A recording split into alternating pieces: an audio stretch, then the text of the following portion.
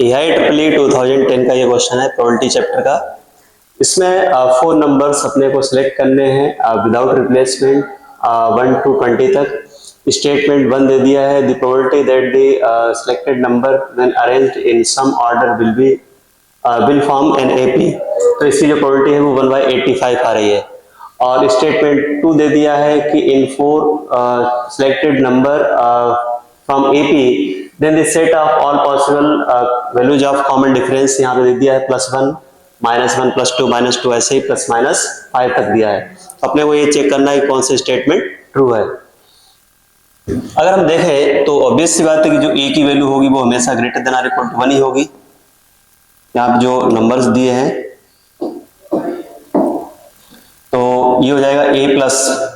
अगर हमें 4 number select करने हैं तो ये हो जाएगा A+D, A+2D और A+3D, ये आ जाएगा। तो जो A+3D है उसमें वो लेस देन और इक्वल टू होगा 20। अगर D की वैल्यू कॉमन डिफरेंस अगर हम 1 लें तो उस केस में जो A होगा वो लेस देन और इक्वल टू 17 आ जाएगा। ठीक है, जब यहाँ पे 1 पुट करेंगे तो 17 आ जाएगा। तो इसमें आपको 17 पॉसिबल वैल्यूज मिलेगी। ठीक है, D इक्वल टू -1 के लिए भी 17 मिल जाएगी। तो उसे हम यहाँ पर केवल हम पॉजिटिव के लिए लेके चल रहे हैं, फिर वहां पे हम सेलेक्ट कर लेंगे। अगर D इक्वल टू 2 हो तो A की वैल्यू जो आएगी वो लेस देन और इक्वल टू आ जाएगी यहाँ पर 2 × 3 6, और यहाँ से कैंसिल आउट करेंगे तो ये हो जाएगा 14, तो ये 14 मिल जाएगी। D इक्वल्स टू अगर हम 3 पुट करें तो A लेस देन और इक्वल टू यहाँ पर कितना हो जाएगा, 3 पुट करेंगे तो 9, ये हो जाएगा 11। तो यहाँ पर ये 11 पॉसिबिलिटी आ गई। ऐसे ही D इक्वल्स टू अगर 4 पुट करें तो ये हो जाएगा 12, तो A लेस देन और इक्वल टू ये हो जाएगा 8, तो यहाँ पर 8 पॉसिबिलिटीज हैं।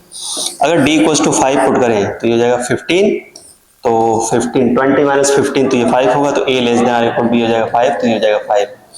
अगर D की वैल्यू 6 रखें तो A लेस देन और इक्वल टू यहाँ पे हो जाएगा 2। तो यहाँ पे 2 पॉसिबिलिटी है। अगर मैं इनका सम करें,